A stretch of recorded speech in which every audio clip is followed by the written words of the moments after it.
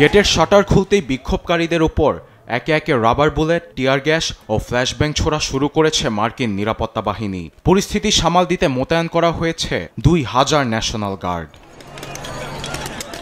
জীবনের সব আয়োজন এখানে একসাথে। ট্রাম্পের কঠোর অভিবাসন নীতির জেরে ক্যালিফোর্নিয়া অঙ্গরাজ্যের লস অ্যাঞ্জেলেসে ১১৮ জন অভিবাসীকে গ্রেপ্তার করা হয়। মার্কিন ইমিগ্রেশন অ্যান্ড কাস্টমস এনফোর্সমেন্ট আইসি এর অভিযানকে ঘিরে শুক্রবার রাস্তায় নেমে আসে শত শত অভিবাসী, যা ভয়াবহ রূপ নেয় শনিবার। উত্তপ্ত পুরো লস অ্যাঞ্জেলেস। আমি নিরাপদ স্থানে অবস্থান করা সত্ত্বেও আমার উপর রাবার বুলেট ছোড়া হয়েছে। আবার টিয়ার গ্যাস ছুড়লে আমি জীবনের ঝুঁকি নিয়ে তা অন্য স্থানে লাথি দিয়ে সরিয়ে দেই।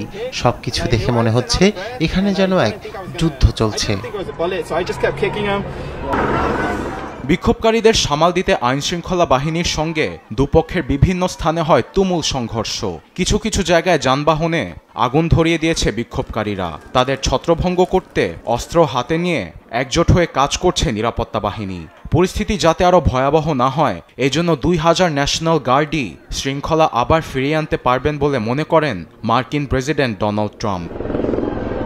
তবে ট্রাম্পের এমন সিদ্ধান্তের সমালোচনা করেছেন অনেকেই। মানবাধিকার সংস্থাগুলো ট্রাম্পের এ কৌশলকে স্বৈরশাসনের সঙ্গে তুলনা করেছেন।